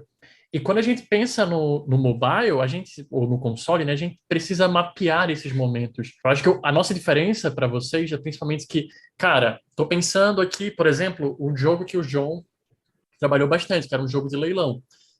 Quando o cara termina o leilão, tem que ser um momento incrível. Então a gente precisa trabalhar isso visualmente, a gente precisa trabalhar isso na mecânica, que eu acho que é a nossa principal diferença do console para o RPG, né? É mapear esses momentos e saber onde eles existem para tornar eles incríveis. Já o RPG de mesa, vocês têm a liberdade de fazer com que eles existam naturalmente, né? Sim, vocês falaram uma coisa bem interessante que é como é invertido, porque no RPG de mesa nós temos um aspecto que ele tende ao infinito, que é a questão da imaginação. Em princípio, na história, a única limitação da história é o que o narrador e os jogadores conseguirem imaginar, qualquer coisa pode acontecer, mas como nós estamos lidando com computadores que não são muito eficientes para matemática, que são essencialmente o cérebro humano, principalmente numa situação que tu está envolvido com várias coisas, a matemática de RPG, geralmente comparada com a matemática de um jogo digital, ela é muito mais simples. Pegar sistemas baseados no próprio sistema D20, a gente fala em módulos de 5%. É uma progressão linear, ela não tem uma curva nem nada, porque a gente não pode complicar muito. Tem que ser alguma coisa que seja prático de usar. Senão a gente não acompanha. O próprio T20, a gente teve uma decisão interna de design que os multiplicadores eles são baseados em 1, 2, 5 e 10. Que são as tabuadas mais fáceis, assim, sabe? Eu não quero que o cara tenha que fazer multiplicações por 7, sabe? Não, é para o jogo fluir rápido. Isso é uma outra coisa que... Isso é muito conhecer o público também. Isso é uma outra coisa que o Guilherme fala muito também. O sistema de RPG ele não tem que ser só equilibrado e tudo mais, mas ele tem que ser prático de usar, porque quem usa, quem opera, eles são pessoas. Então, às vezes, algumas decisões de design, elas não são baseadas ou pela narrativa ou pela matemática, mas ela pela praticidade de jogar. Eu já joguei sistemas que eram divertidos, só que envolviam tanta matemática que quando tu tá na 4ª hora de jogo, à 1 da manhã, cansado, tu não quer mais rolar 7 dados e somar cada um individualmente, o teu cérebro já não tá mais. Então, a gente tem essa camada também, que é a usabilidade do sistema. Como é que ele pode ser divertido de usar e não ficar no meio do caminho, não ter que parar cada cena para, peraí, calcula, mais isso, menos, divide, báscara.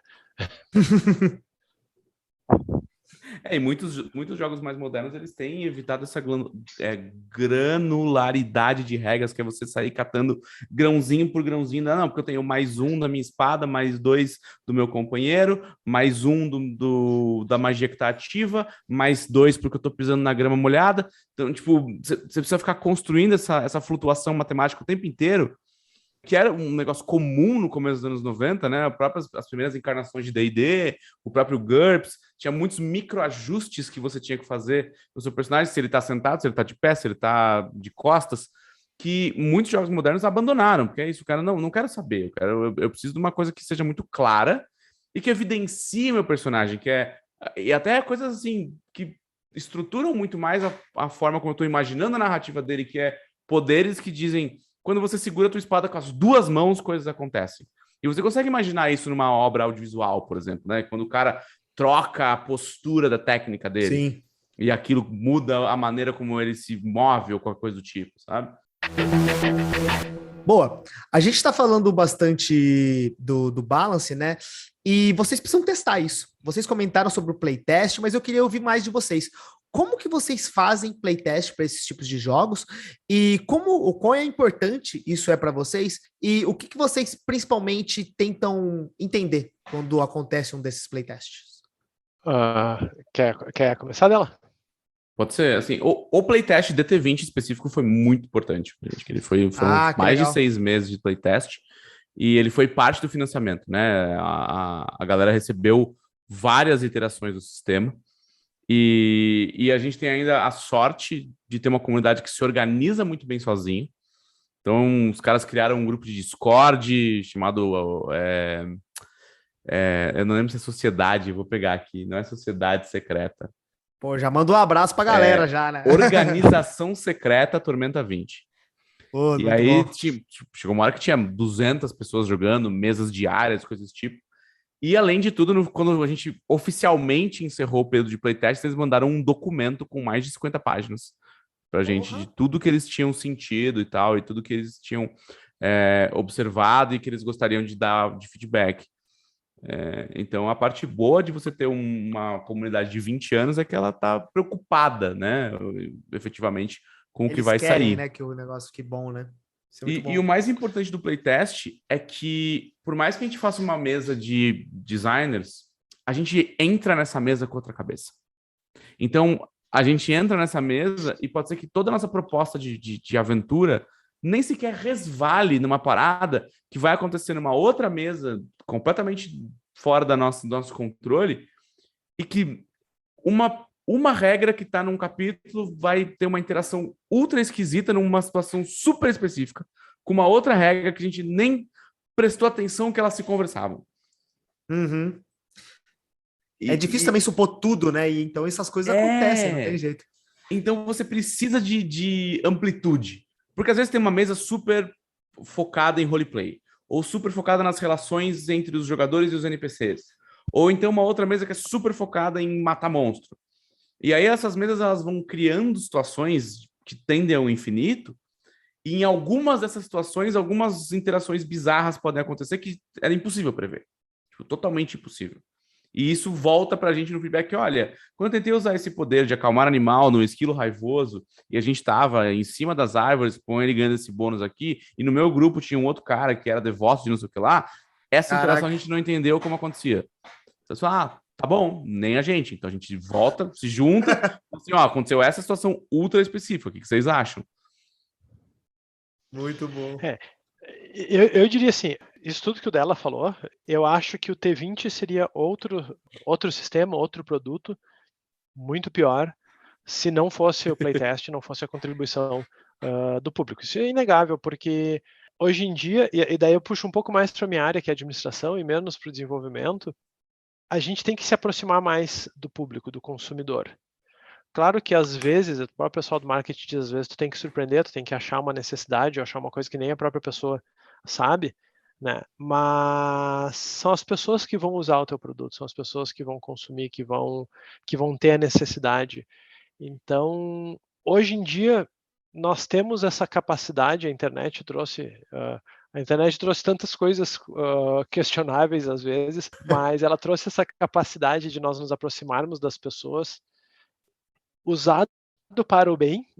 Isso é um poder muito forte, é uma coisa que não tem por que não se valer disso. É melhor para a pessoa é melhor para quem vai receber o produto, que vai poder opinar e vai poder ajudar a moldar aquilo. É melhor para quem produz, porque tu vai ter informações fundamentais, informações essenciais, e especificamente em termos de design, é como ela falou, no RPG as interações tendem ao infinito em termos de narrativa, e em termos de matemática elas têm um número muito grande. Então, ter mais pessoas emulando essas interações e testando elas e estressando as regras nos dá mais cenários com os quais nos precaver. E também a gente tem no playtest e a gente sabe que o jogo está em eterno playtest, né? Tem coisas que vão aparecer, tem coisas que apareceram, sei lá, depois de 2 anos que o Tormento tá rodando, porque nunca aconteceu em nenhuma mesa. Era tão específico, né? Pois é, por pura aleatoriedade, assim, por pura chance de matemática mesmo. E tem outras coisas que a gente faz baseado na frustração do jogador, né? Porque às vezes o jogador ele tem uma experiência com alguma parte muito específica do sistema que ele se frustra. E aí ele traz para a gente falar, olha, eu tentei fazer isso e não deu, e as regras não me deram suporte, e eu me frustrei, e eu gostaria de saber se essa frustração é pensada mesmo, se é para eu falhar dessa forma, ou se algo está errado. E a gente acaba sempre, o pessoal, a gente lançou uma errata muito recente, né? Errata mesmo tem umas 10 páginas, porém o FAQ tem mais de 100 páginas. Nossa. Que é só a gente explicando dúvidas constantes de interações específicas entre regras. E tem coisa que a gente só muda e fala, olha, isso aqui a gente pensou mal, a gente testou em situações que pareceu dar certo, mas começaram a pipocar situações que não dá certo, então a gente vai mudar. Tem coisas que a gente fala, olha, isso a gente entende que isso está quebrado, entre aspas, mas é tão divertido de fazer e tantas mesas gostam que a gente não vai mexer. Legal. Ao mesmo tempo, a gente também fala, pô, isso aqui é algo que a gente sabe que não dá para fazer, mas a gente optou por não colocar no livro básico, porque o livro básico precisa ser básico. Então, a gente vai deixar isso para suplementos futuros. Então, tem todo um processo aí do que você filtrar, né? De o que realmente deu certo ou deu errado. Eu acho que até na errata nós temos uma situação bem pontual de regra, mas que eu acho que ajuda a responder, falar um pouco daquela questão do que é o equilíbrio no RPG. Nessa errata atual, nós fizemos um ajuste na magia velocidade. Nós nerfamos ela, diminuímos o poder. Em teoria, não precisava, porque todos os jogadores... Ela é um recurso dos personagens. Ela só torna os personagens mais fortes contra os monstros. Em teoria, o mestre poderia dar velocidade para todo mundo. Mas o problema é que, ao ser melhor que outras magias do mesmo círculo, velocidade fazia com que as outras magias não fossem interessantes, então ela anulava outras opções de personagem. Tu tinha uma ação ótima. Tu tem uma ação otimizada e não tem por que fazer as outras, então... o cara do min-max, né? Exatamente. Então, se eu quiser montar outros conceitos de personagem, eu vou ter que abraçar decisões mecanicamente subótimas, porque a melhor coisa do jogo é lançar velocidade. Então, esse balanço... terminei, desculpa. Esse balanço teve como objetivo, na verdade, diminuir um nível de poder para tornar outros arquétipos de personagens e de narrativas válidos, divertidos de jogar, né? A gente, inclusive, recebeu feedbacks dessa alteração, do tipo assim, eu estou triste, porque o meu personagem era baseado nisso, porém eu entendo e acho que ficou melhor, tá ligado? Sim. Mas deixa eu te perguntar, isso é realmente uma curiosidade que eu queria saber. Quando vocês lançam essas erratas e tudo mais, ela, claro, não vai estar no livro físico do jogador. Aonde vocês postam isso e como que vocês tentam forçar o jogador a ficar sabendo dessas informações? Para a próxima vez que ele jogar, ele tem que saber que a velocidade foi nerfada. Sabe? Como é que é a ação de vocês para fazer isso acontecer? Na verdade, é bem interessante, porque esse processo de errata, pelo menos eu vou falar especificamente para nós dentro da Jambô, ele bebeu muito do mercado digital e do mercado de jogos competitivos, porque até algum tempo atrás não existia essa coisa de ficar fazendo errata e mudando o sistema de RPG. Tava errado, foi impresso no livro, abraça, é isso aí, Acabou. espera a nova edição. Acabou. E hoje em dia se entende que mesmo que tu vai ter um livro que ele vai ser impresso com uma versão e depois essas erratas vão melhorando o sistema, é preferível melhorar o sistema, mesmo que em alguns pontos o livro seja divergente, do que meio que por quase uma birra ficar preso a algum problema que as regras tenham, ou evitar que alguma coisa seja melhorada ou aprimorada. Eu trabalho muito com Magic. Magic tem uma série de documentos e processos de errata e periodicidade de mudanças e atualizações de regra.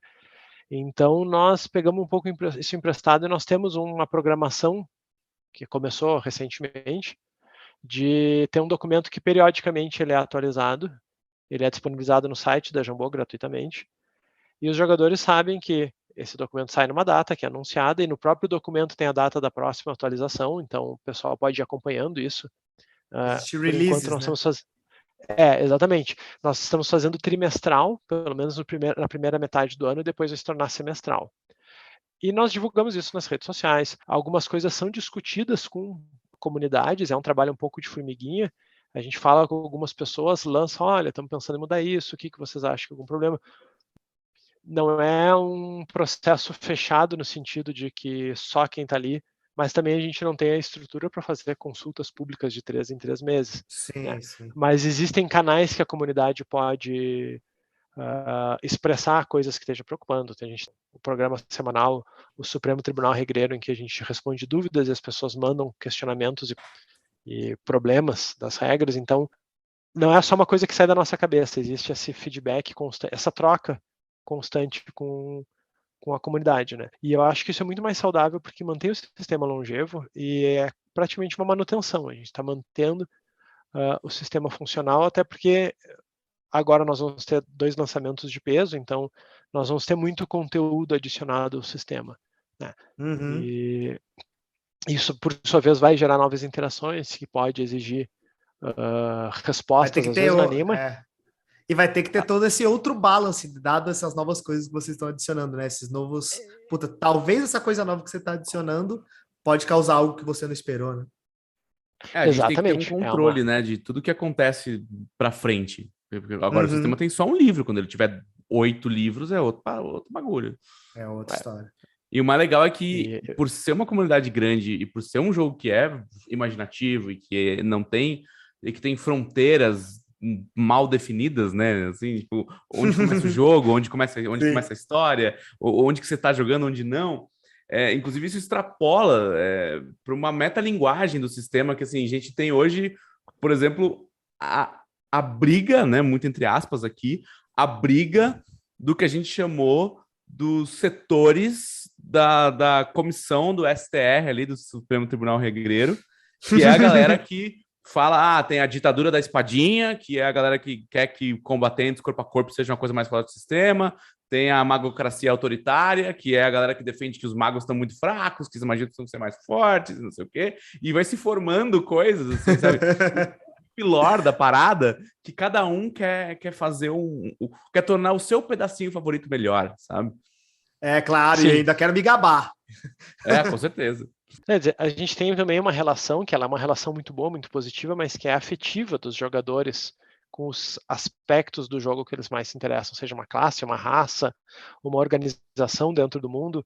Então, nós vemos que, por mais que os jogadores queiram contribuir de forma racional, e a maioria é fantástica nesse sentido, na hora de nerfar sua classe favorita, dá um aperto no coração. A gente sabe que o pessoal acaba tendo um pouco mais de dificuldade ou sendo um pouco menos objetivo. Daí nós temos que ser os malvados e Alguém tem que ser o policial, o bad cop. E a verdade é que se todo o time de design concordar, é porque provavelmente não tá certo. A gente quase nunca tem um voto concordante, assim, sabe? Tipo, sempre alguém no time de design levanta a mão e fala, não, porque nessa coisa específica aqui vai fazer diferente. Ok. Raramente a gente solta alguma e fala, isso aqui tá sendo problemático, tal jogador falou tal coisa. Nossa, sempre gera uma discussão extensa, assim. Pô, eu acho que é a melhor parte até. No próprio caso da magia velocidade, o texto do nerf original era um pouco mais pesado, mas como o dela faz parte da magocracia, ele apresentou vários argumentos. Ó o shame aí, ó. E no final foi bom, porque eu acho, pela recepção da comunidade, pela forma como... Talvez se tivesse sido como eu queria, que eu sou não ia ficar tão bom.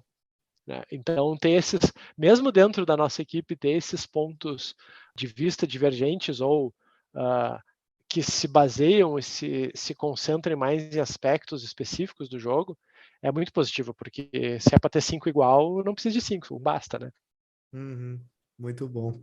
Eu achei muito bom o que vocês estão comentando, e eu acho que ele bate em várias coisas que a gente já falou hoje, bate no balanceamento, bate em alguns cenários. E eu acho que teve uma pergunta que a gente não fez a pergunta diretamente, mas, cara, se a gente falar de Tormenta, a gente fala, de novo, de um público de mais de 20 anos. Eu me incluo nesse público de mais de 20 anos, por exemplo. E aí tem um público muito cativo para esse jogo. Tem um público que adora jogar, eu, por exemplo, adoro jogar como ladino. Vai ter a galera mago, vai ter os guerreiros, vai ter os paladinos, vai ter aquelas pessoas que vão reclamar, mas eu acho que deveria ter um paladino assim, um paladino assado, sabe? Devia ter uma chance de fazer o paladino e aí vão querer que uma personagem esteja assim, assado. Como é lidar com o público em 2 cenários? Deve chover feedbacks num cenário de tipo, tá muito ruim, e vocês têm que filtrar o que é muito ruim, né? Porque a gente, por exemplo, no mobile, a gente recebe reviews dentro da loja e as pessoas colocam, eu acho que é a review mais comum de todas, muito Ed, 1 estrela. E a gente precisa entender o que é um feedback negativo de tipo, muito Ed é um feedback ruim pra gente, isso não tá prejudicando o nosso jogo. Às vezes, por exemplo, o jogo não tem na língua italiano, e alguém no time fica, precisa traduzir em italiano. Mas, na real, só uma pessoa pediu em italiano. Então, como é que vocês filtram isso? E como é que vocês também trabalham com as expectativas dessa galera? Porque é uma galera que está aí há um tempo, que tem agora livros para acompanhar, então tem todo um ponto. Quão profundo vocês precisam conhecer esse pessoal? Assim, eu vou abrir citando o Pequeno Príncipe, que é aquela coisa do será eternamente responsável por quem cativar. Né? No momento que o cenário cativa as pessoas e pede para que elas se interessem emocionalmente e gostem das coisas e se dediquem e tudo mais, a gente acaba tendo uma responsabilidade, né? Tem que ter uma sensibilidade para saber o que é um feedback técnico, o que é um feedback opinativo e o que é uma coisa completamente emocional. Uma coisa é quando a pessoa nos diz, olha, eu fiz um cálculo e o dano do Ladino está baixo porque ele está 20% mais baixo do que a média de outros personagens. Certo ou errado, isso é técnico. O cara diz, eu acho que o Ladino está fraco, me parece fraco. É uma opinião. Seus desgraçados, vocês destruíram o Ladino, agora o meu Ladino não funciona mais, eu odeio vocês. Essa classe está um lixo injogável. São as duas classificações possíveis para qualquer jogo, né? Independente se é videogame, ou é épico, incrível, ou é um lixo injogável. Exatamente. Então, eu acho que nesse aspecto é bem parecido com os outros mercados de jogo, né? A gente tem que filtrar. Vai ter vezes que a pessoa está certa, às vezes a gente tem que pegar aquela informação, botar num contexto. Ok, o Ladino é um lixo injogável. Será que ele é um lixo injogável? Vamos ver. Talvez a pessoa esteja certa no sentido de que o Ladino tem problemas, mas é lixo injogável. Então a gente tem que filtrar o que é. E a gente tem outro problema também, né? Me parece. A gente tem aquele problema que a gente não sabe qual foi a situação de mesa que causou essa opinião. Sim. E às vezes pode ter sido uma conta errada, pode ter sido uma interpretação do texto da regra que não foi bem discutido na mesa. Às vezes o texto da regra está ambíguo, sim. E aí a gente olha e fala, puta, realmente a interpretação que esse cara deu na mesa não é a que a gente tinha intenção de passar no texto e causou esse problema. Ou às vezes fala assim, não, meu amigo, você não olhou essa vírgulazinha aqui direitinho, que ela troca o sentido da frase do jeito que você interpretou. Então tem todos esses pequenos problemas, assim, que você precisa de tempo, né? Eu acho que é experiência para você sacar o que está acontecendo com aquele feedback. O que mais acontece é a pessoa manda a mensagem, achei um combo que quebra todo o sistema. Daí a pessoa manda o combo e tem um erro de regra e o combo não funciona. Ou então ele funciona, mas ele, de novo, funciona no vácuo. Funciona no vácuo. Tem um personagem que no 18º nível ele vai ser imparável, mas até o 17º ele é injogável. Né? Então ele vai ter morrido 20 vezes antes de não chega lá. Ele não chega lá. Mas assim, eu acho que em termos de RPG, me parece que essa relação com o público, eu vou falar em termos gerais de RPG, em termos específicos de Tormenta. Em termos gerais de RPG, me parece que essa relação com o público, ela é muito parecida com outros públicos de jogos, de entretenimento no geral, no sentido que em maior ou menor grau existe essa relação emocional, a relação emotiva, esse sentimento de posse, pertencimento, que são coisas que lidam com aspectos não racionais das pessoas.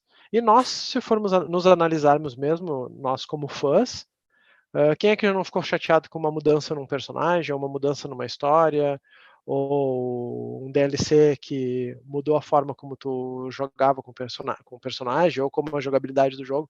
Enfim, isso é bem parecido. Né?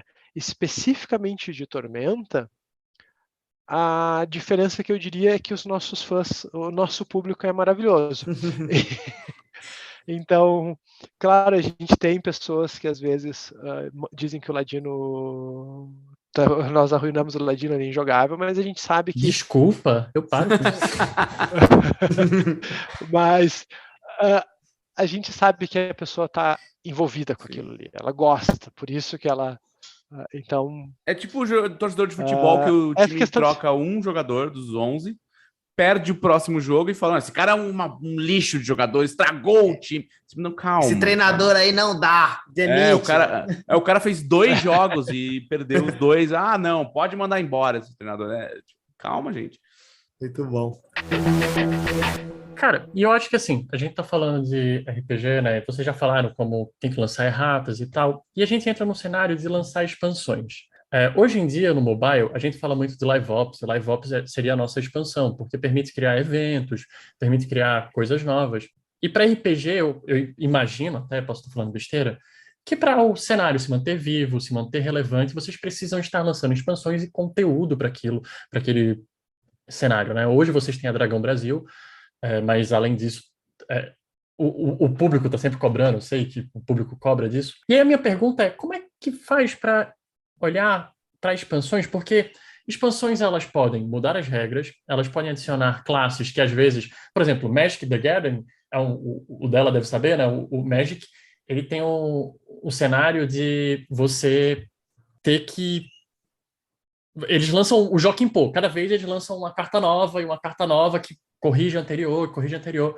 Então, isso acontece em expansões, se vocês tentam trazer uma correção para algum problema que saiu na versão anterior. E como é que vocês tomam a decisão? Porque assim, beleza, vamos lá.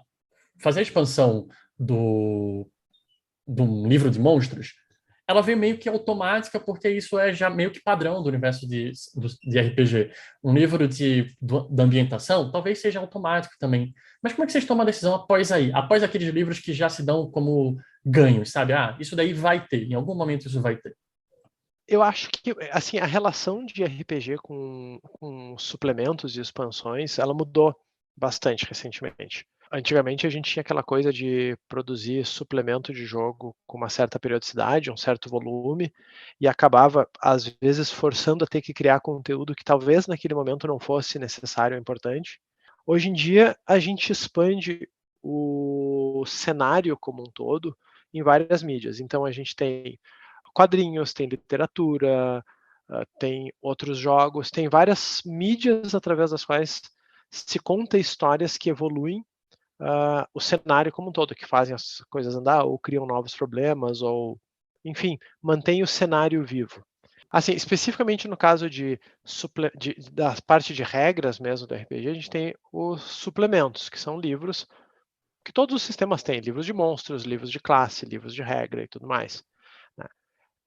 Isso a gente vai trabalhando conforme o que falta para complementar.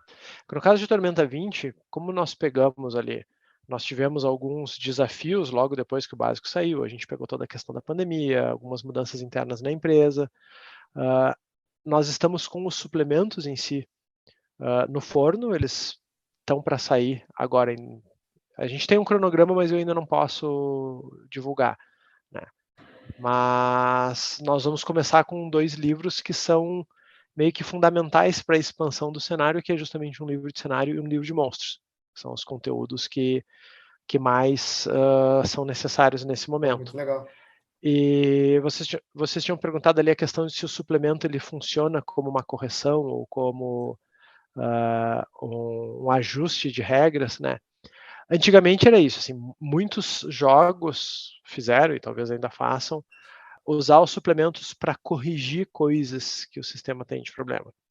Mas aquilo que eu falei que hoje a gente está mudando um pouco essa visão através da errata, né, dessa ideia de publicar erratas, eu acho que é mais interessante hoje corrigir problemas no próprio produto, onde a regra está com problema, e os suplementos eles aumentam as opções.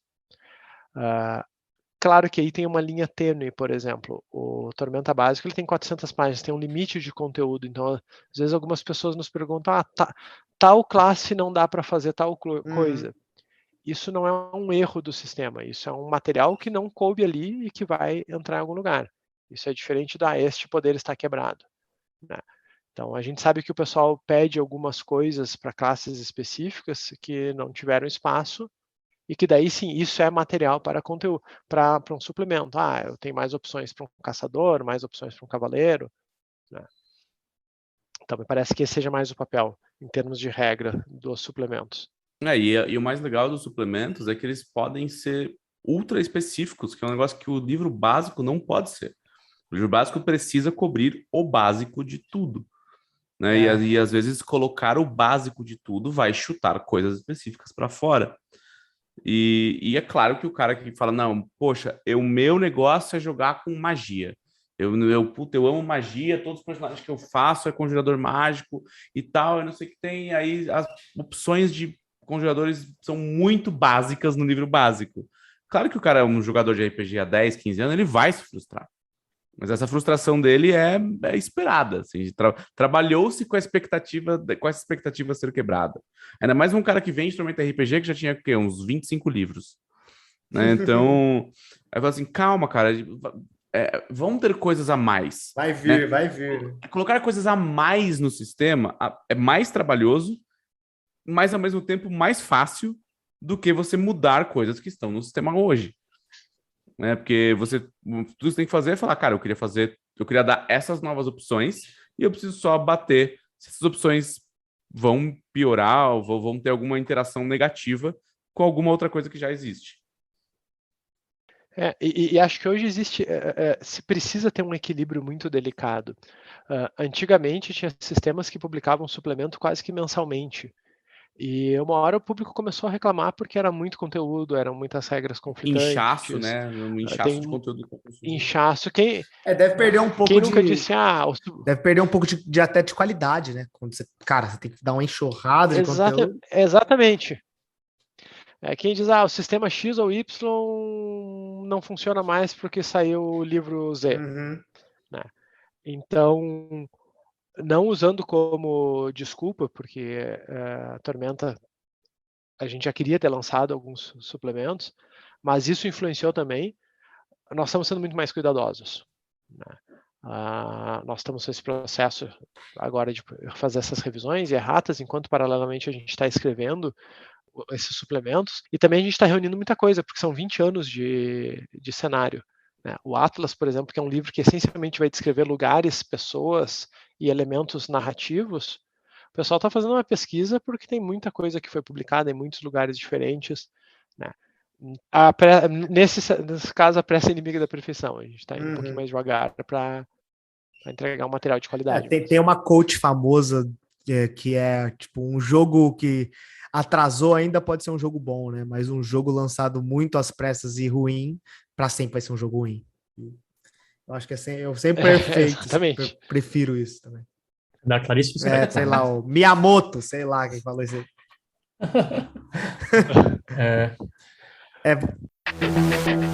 Vamos falar, eu acho que é uma coisa bem específica de um processo que vocês passaram, mas vocês lançaram o crowdfunding que, na época, foi sucesso inesgotável, né?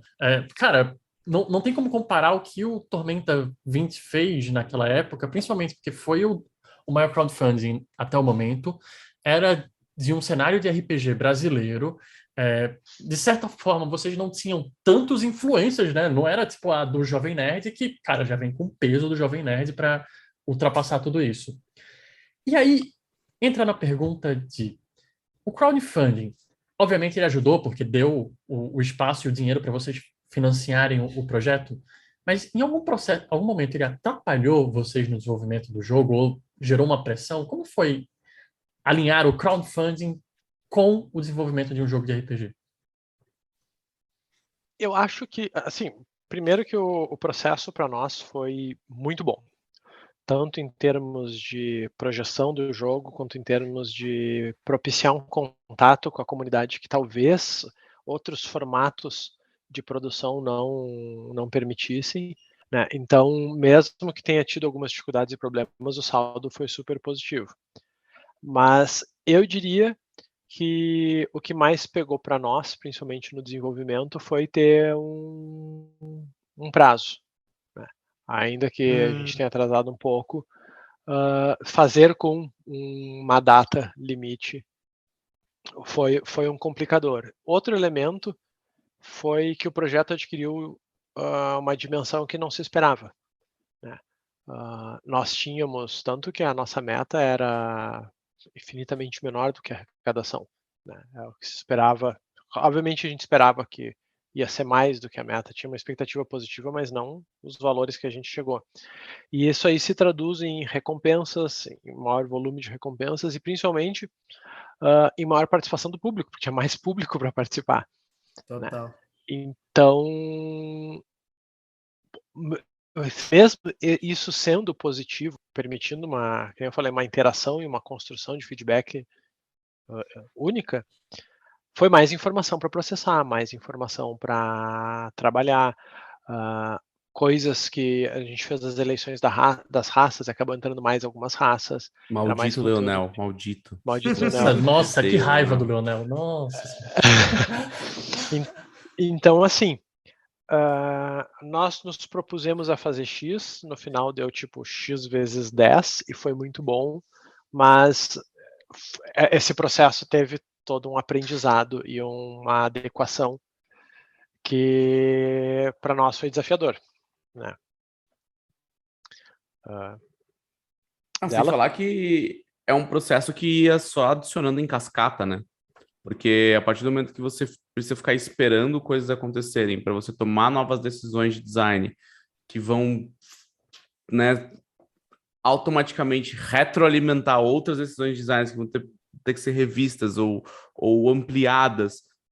Eu brinco do maldito Leonel, porque assim, adicionar o esqueleto, né, o Osteon, como raça jogável, fez a gente ter que rever certas dinâmicas de habilidades, dinâmicas de magias, dinâmicas de itens, né? Porque a gente não pode simplesmente falar, by the way, tem os esqueletos aí pra você jogar, uns Osteon aí, uns mortos-vivos e tal, e é isso aí.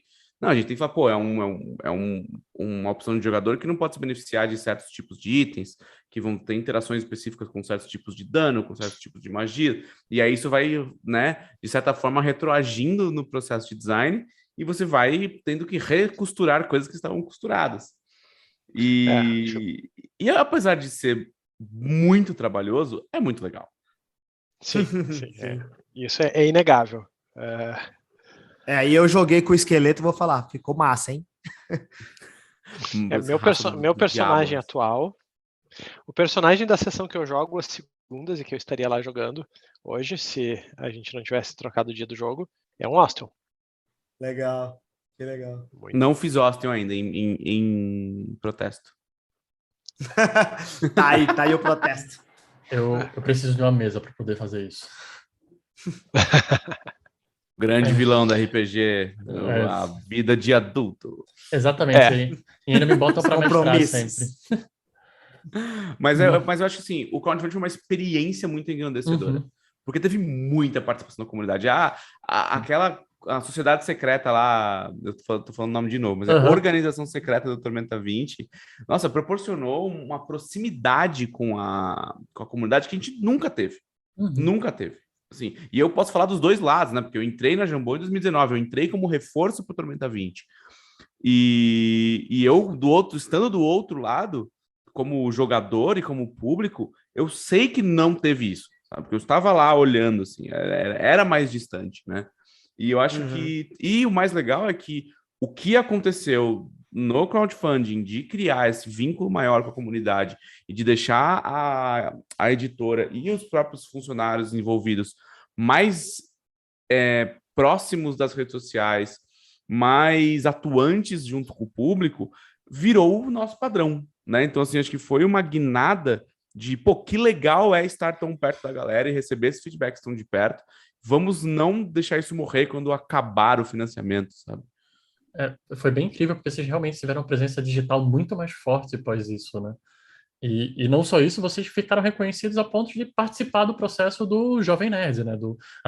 Eles já eram amigos do Leonel, mas vocês participaram em todo o processo da construção da campanha lá, né? Sim. Abriu muitas portas, né? A gente era uma referência de nicho, e disso a gente virou uma referência nacional.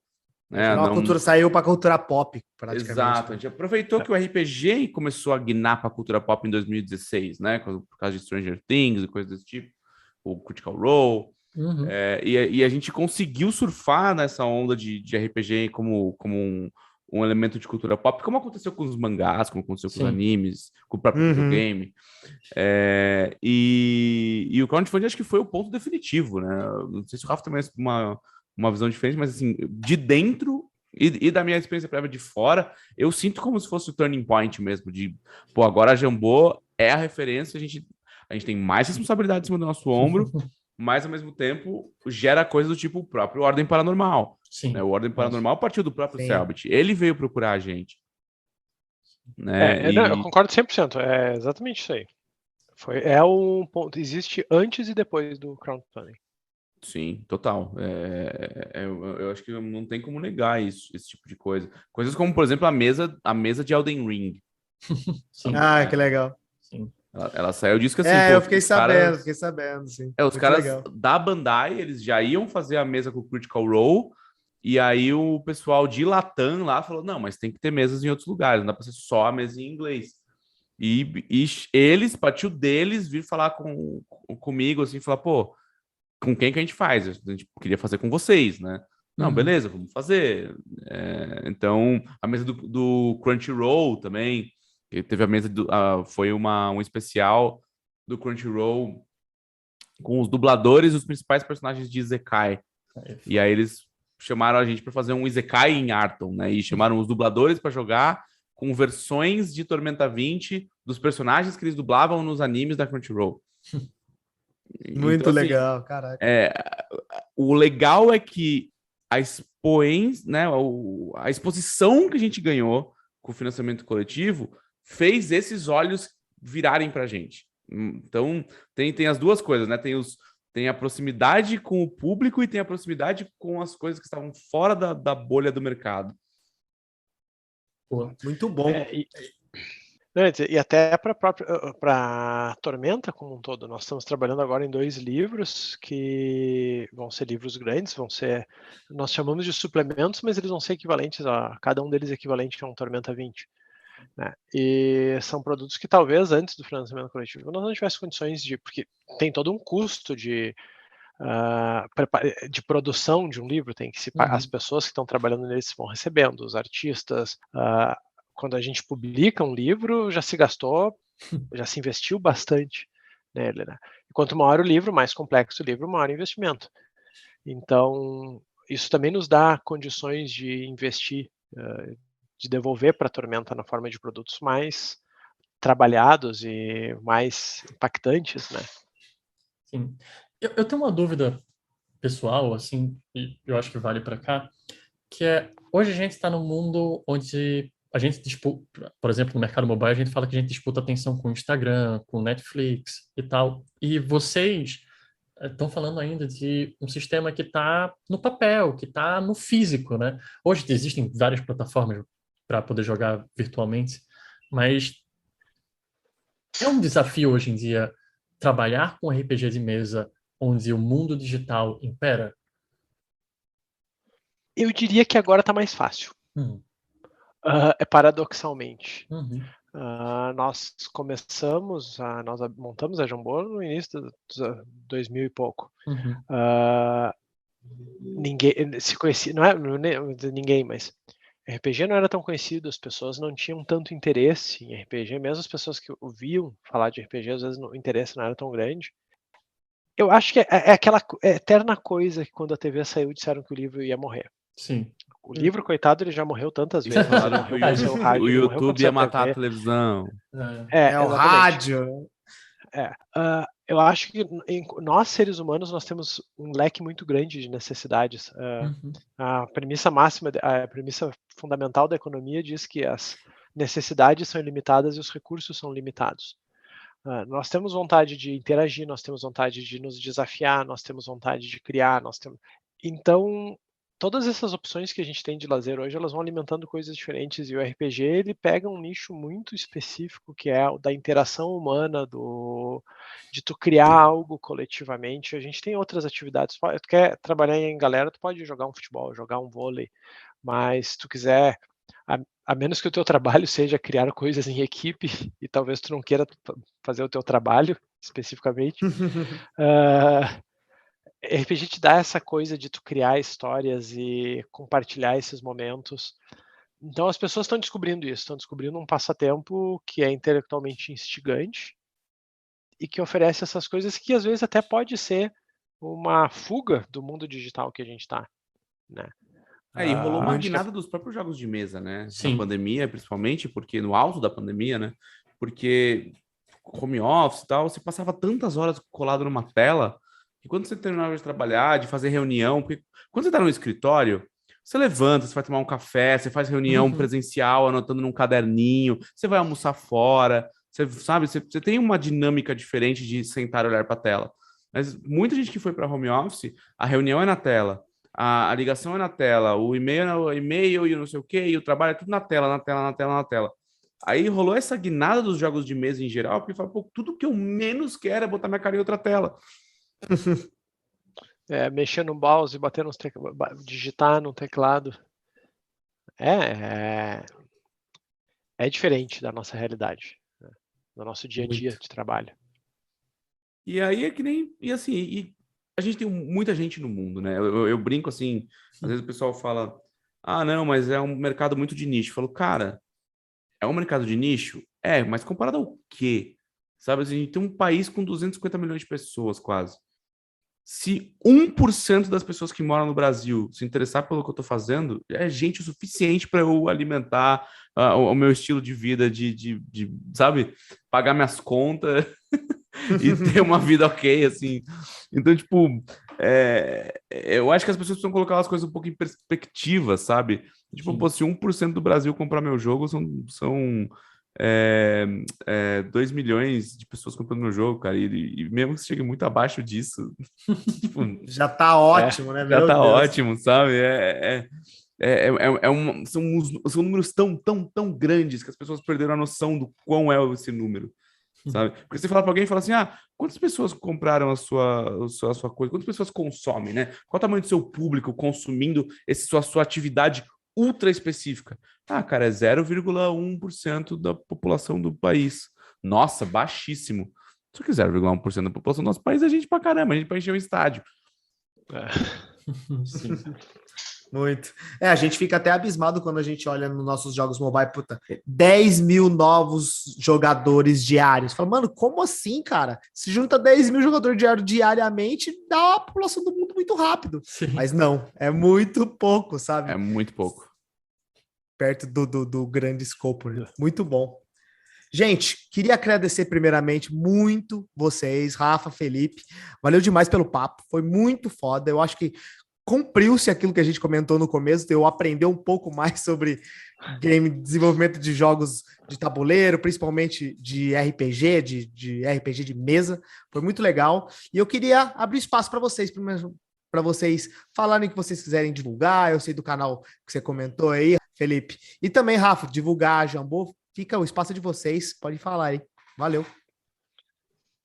Valeu. Primeiro, eu queria agradecer o espaço, agradecer o convite. Sempre é lisonjeiro ser convidado para participar de um programa, enfim, para a gente ter um espaço para conversar e falar com o público. Então, isso é muito bom. Muito obrigado. Eu agradecer a todo mundo que vai nos ouvir e vai ter a paciência de ouvir eu e o dela falando aqui.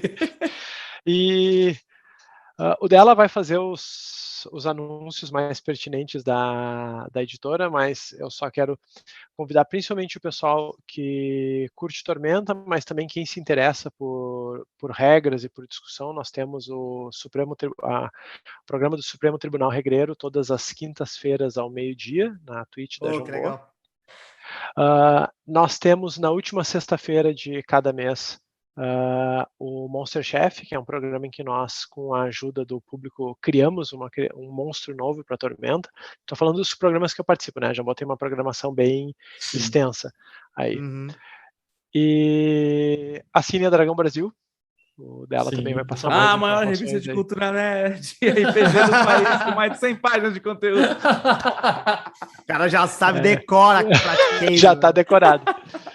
E provavelmente para a virada do semestre e no meio do ano, nós vamos ter novidades importantes com Ameaças de Arton e o Atlas de Arton. São os dois livros que, junto com o Tormenta 20, vão completar a trinca de livros básicos do sistema cenário, né?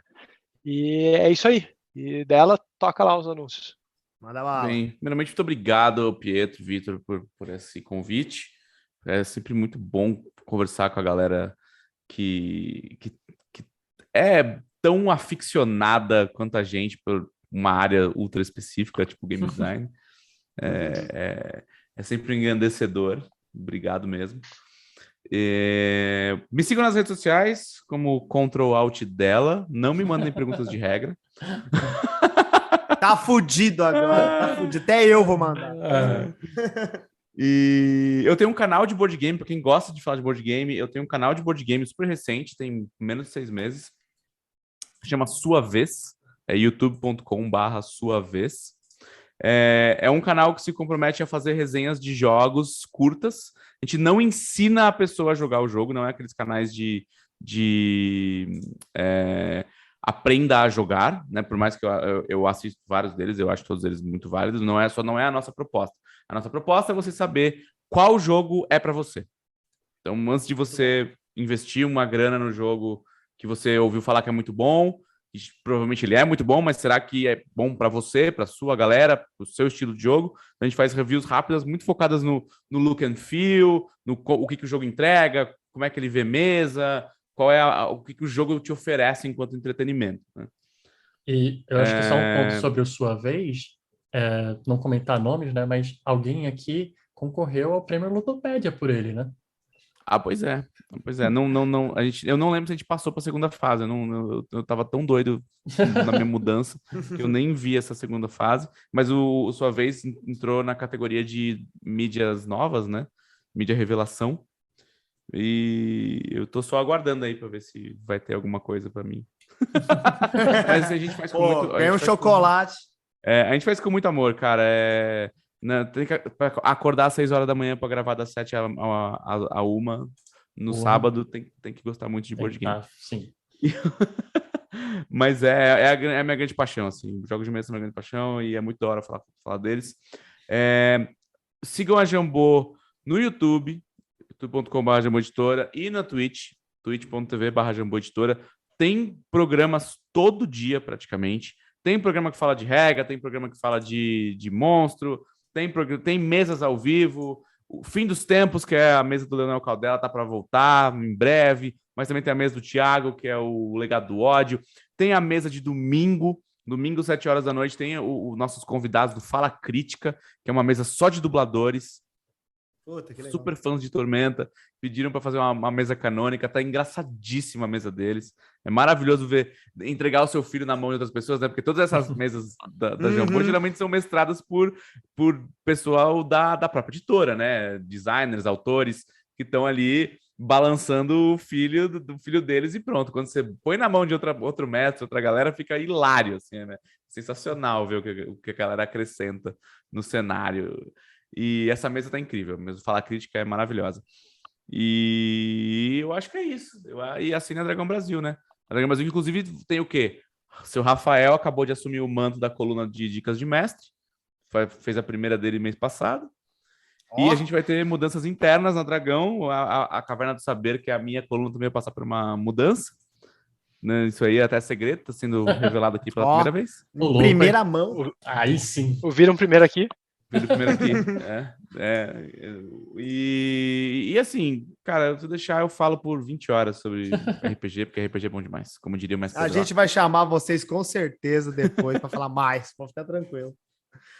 Bom, gente, vocês já divulgaram, mas vamos divulgar rapidinho também o próprio Game Design de Bolsa. Se você quiser mandar mensagem para mim, para o Pietro, para o próprio Game Design de Bolsa, é só mandar para @GD de Bolso nas redes sociais, Twitter, Instagram e tudo mais, e também por e-mail, né? Quer mandar um e-mail pra gente pode até ler você aqui às vezes, gddebolso@gmail.com. Siga a gente. E Pietro, muito obrigado pela sua presença também, meu caro. Muito obrigado você, mais uma vez. Muito obrigado dela. Muito obrigado, Rafael. Foi realmente incrível. Eu acho que vocês deram uma aula sobre como fazer RPG. A gente não podia ter convidados melhores. Eu sempre falo isso aqui, parece até repeteco aí que eu estou brincando, mas a gente escolhe a pauta pelos nossos convidados. A gente cara, vamos trazer essa galera, e foi sensacional ter vocês aqui. Foi engrandecedor ouvir muitas coisas, até mesmo para mim, que tem um tempo fazendo game design, mas, cara, será que essa forma de fazer coisas no RPG pode mudar o game design, a minha forma de fazer game design no dia a dia? Então, muito obrigado por tudo que vocês trouxeram. Eu acho que foi engrandecedor para quem gosta do universo do RPG, para quem faz game design, principalmente, e, obviamente, para quem for fã de vocês, está aqui mais um conteúdo riquíssimo. Show. E muito obrigado você também que ouviu a gente esse tempasso. Um beijo no seu coração e até mais. Tchau, tchau. Tchau. Tchau.